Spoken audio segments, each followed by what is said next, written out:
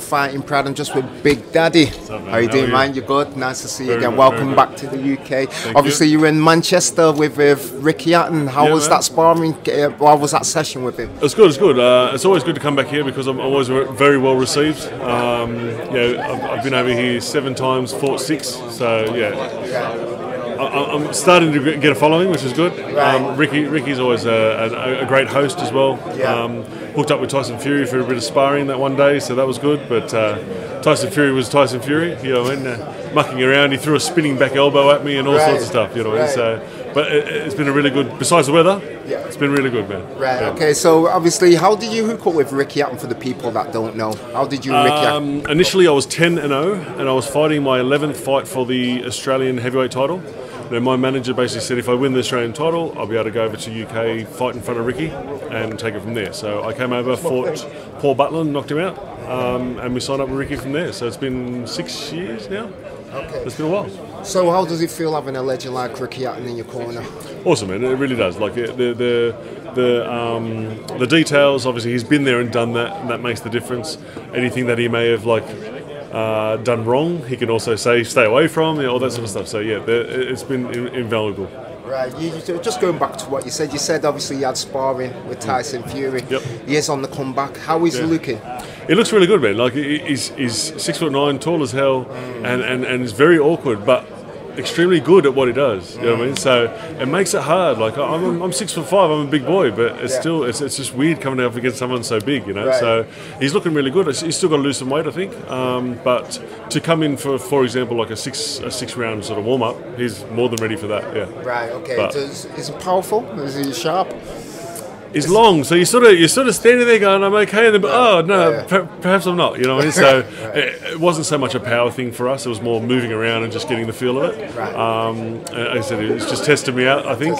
So yeah, it wasn't full on sparring yet. Right, okay. Couple of days away now, obviously a big fight with Dillian Whyte. It was a bit subdued, a lot of people was expecting a bit more. Is it a case like all the talking's done now, you just want to get in there and knock 2 pounds of shit? I believe so, man, and I believe it's at the point where everyone can see like the finish line, so to speak. So on Saturday we can actually go in and actually punch each other in the face. So there's no, what's the point of talking? You know what I mean? So I think it's all been done and said and done.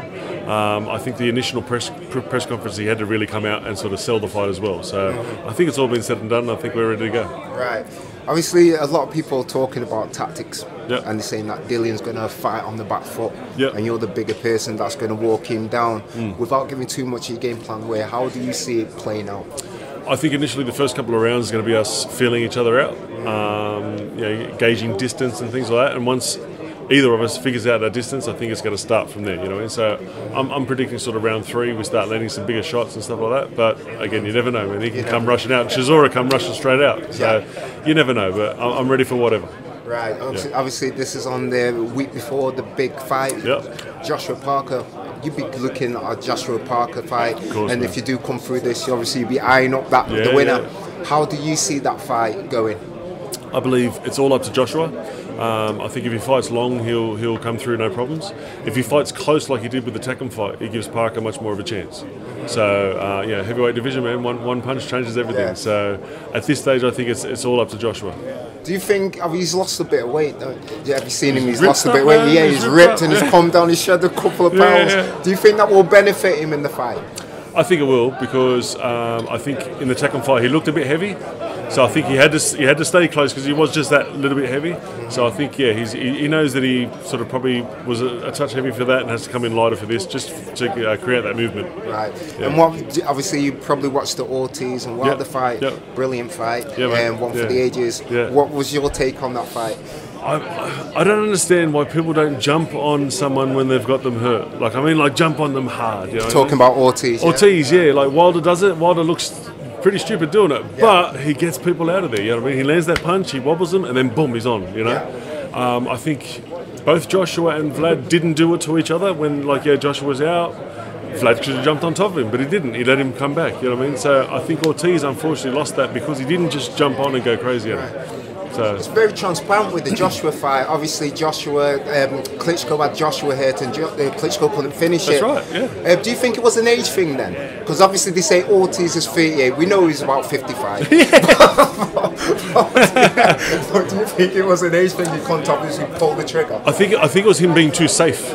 Obviously, he felt some power through Joshua's gloves, and I think he was being too safe. I've been there before as well. When I fought James Toney, I was up 10 rounds, and I thought, should I put the gas on for the 11th and 12th and try and get him out, or just go through the process? And I just went through the process. You know what I mean? So I won it clearly, but I think Vlad did that as well. I think he sort of just let him off and sort of tried to cruise through it, but it didn't work out. Right, and who would win if those two do match up, Wilder and Joshua? Who is the best heavyweight right now?